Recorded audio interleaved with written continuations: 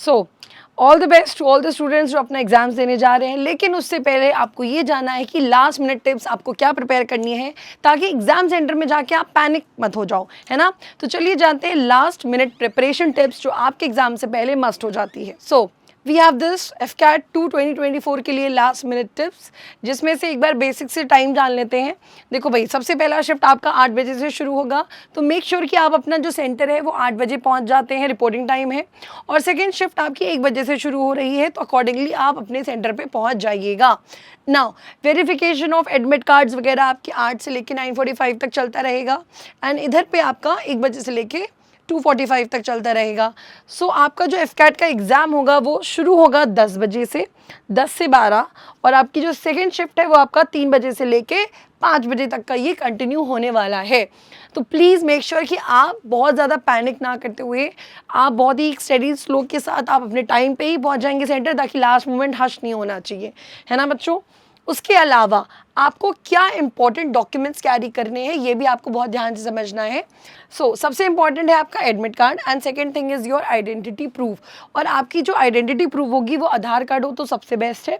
उसके अलावा भी आप फ़ोटो ID कार्ड वगैरह या पैन कार्ड, पासपोर्ट, मतलब जिसमें आपका नाम, आपका पिता का नाम और आपका डेट ऑफ बर्थ सब मेंशन हो, वो सारी चीज़ें आप कैरी करना। एंड लास्ट और not the least, 2 passport size photos and a ball point pen. और एक क्यों भाई, 2 कैरी कर ले जाओ, ब्लैक ब्लू एटलीस्ट, मतलब वहाँ पे कुछ भी प्रॉब्लम नहीं होना चाहिए, आपके पास बैकअप प्लान होना चाहिए। 2 कलर्ड फोटोज़ आपके पास होनी चाहिए, मिनिमम 2 होनी चाहिए। एडमिट कार्ड, आधार कार्ड, ये सारी चीज़ें आज के आज ही आपको असेंबल करके रख लेनी है, ठीक है। तो सुबह बिल्कुल भी ज़्यादा आपको पैनिक करने की ज़रूरत ना पड़े। Next we have with section to begin with. अब देखो, GK हो गया, इंग्लिश है आपका, मैथ्स है, रीजनिंग है। आपको खुद से डिसाइड करना पड़ेगा वहाँ पे कि कौन सा सेक्शन आपके लिए स्कोरिंग हो जाता है, कौन सा सेक्शन में आपका हैंड बहुत क्लोज है, ठीक है। अब जैसे इंग्लिश के 25 से 30 questions you will get to see, GK के आपको 25 क्वेश्चंस अप्रॉक्स देखने को मिल जाएंगे। तो आपको बहुत ज़्यादा समय नहीं देना है इनमें, आपको एक बहुत क्विक चांस लेना पड़ेगा। अब इंग्लिश के 25 से 30 क्वेश्चंस पे अगर हम बात करें तो मैक्सिमम ये आपका लेना चाहिए 20 मिनट्स, बस 20 मिनट के अंदर अंदर आपको ये 25 से 30 क्वेश्चंस कवर करने हैं, ठीक है। तभी आप हिट कर पाओगे बाकी other sections. And I will suggest कि पहले आप इंग्लिश और GK करके उसको ख़त्म कर देना, उसके बाद आप अपने कैलकुलेटिव सेशन में आना, क्योंकि ये क्या है, अगर आपको आया तो आया, बहुत ज़्यादा आपको इसमें टाइम वेस्ट करने की ज़रूरत नहीं है, ठीक है। उसके बाद आप अपने कैलकुलेटिव क्वेश्चंस पे आ जाइएगा and devote the rest of the time to those portions, ठीक है।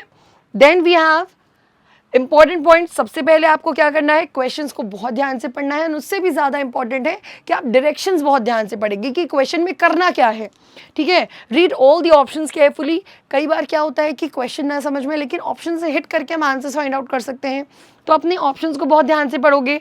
Take balance risk. अगर आपको लगे कि आपने बहुत अच्छा अटैम्प्ट नहीं कर रहे हो, 65 प्लस नहीं जा पा रहे हो अटैम्प्ट के चक्कर में, तो फिर थोड़ा सा रिस्क लेने की ज़रूरत पड़ेगी वहाँ पे आपको, लेकिन वो रिस्क बहुत ही बैलेंस्ड होना चाहिए। ऐसा ना हो कि आप अटैम्प्ट करने से ज़्यादा नेगेटिव अटैम्प्ट्स करके आ जाओ वहाँ पे, ठीक है। देन सेफ अटेम्प्ट्स आपका 65 प्लस क्वेश्चंस, जैसा कि हमने बताया था 65 प्लस क्वेश्चंस। और अगर हम 65 क्वेश्चंस की बात करें, that will give you 195 marks. तो आपका टारगेट हो कि आप एटलीस्ट 65 प्लस अटेम्प्ट ही करके आएँ। Make sure of this. जैसे कि हमने बोला कि अगर आपको लग रहा है कि उतने अटेम्प्ट्स नहीं बन पा रहे हैं, तो थोड़ा सा रिस्क वहाँ पे लेना पड़ेगा, बट रिस्क बहुत ही कैलकुलेटिव और बहुत ही प्रिसाइज होना चाहिए in that case.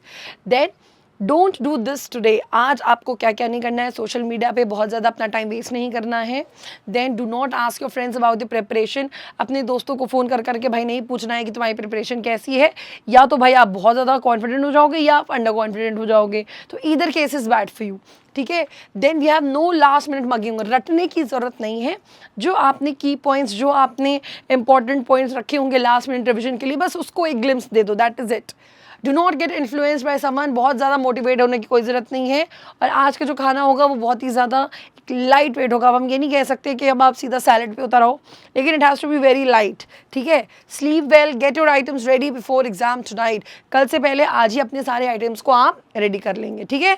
Then what to do on exam day. अब एग्ज़ाम डे वाले दिन करना क्या है, जैसा कि हमने बताया एग्ज़ाम डे में टाइम से पहुंच जाना है ताकि लास्ट मिनट हर्ष से आप बच पाओ, है ना। टाइम मैनेजमेंट जो होगा वो आपका पेपर ऐसे डिवाइड करो कि आपको जल्दी से जल्दी और सारे क्वेश्चंस एक बार देखने हैं। ऐसा सेक्शन न रह जाए आपको लगे कि अरे ये तो हमने देखा ही नहीं, ये क्वेश्चन तो हम तुरंत कर लेते, 2 सेकंड में कर लेते। ऐसा वाला केस नहीं रहना चाहिए।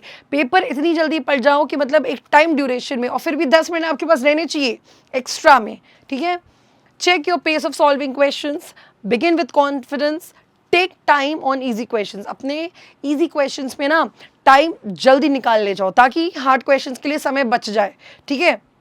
ड्रिंक वाटर, स्टे काम, आराम से बहुत ही मतलब पीसफुल सिचुएशन में आपको अपने क्वेश्चंस को अटेम्प्ट करना है। और अगर एक क्वेश्चन नहीं आ रहा है तो उस क्वेश्चन के पीछे मत पड़ जाओ। For that moment leave that question for the rest of the time, ठीक है। हो सकता है उस एक क्वेश्चन के बदले आप 2-3 सही क्वेश्चंस कर जाओ, तो उस क्वेश्चन में अपना समय बर्बाद करने से अच्छा कि आप बाकी क्वेश्चंस को बेहतर कर लो और उस क्वेश्चन को लास्ट में अगर समय बचे तब अटेम्प्ट कर लो, ठीक है। तो बहुत ज़्यादा आपको रश वाली सिचुएशन नहीं देनी है। Last but not the least, we wish you good luck. आप अपने एग्जाम्स को बहुत ही तरीके से एंड बहुत ही कॉन्फिडेंस के साथ दे के आइए, क्योंकि प्रिपरेशन तो आपने मेजर कल्चर क्लासेस से ही की है। जय हिंद।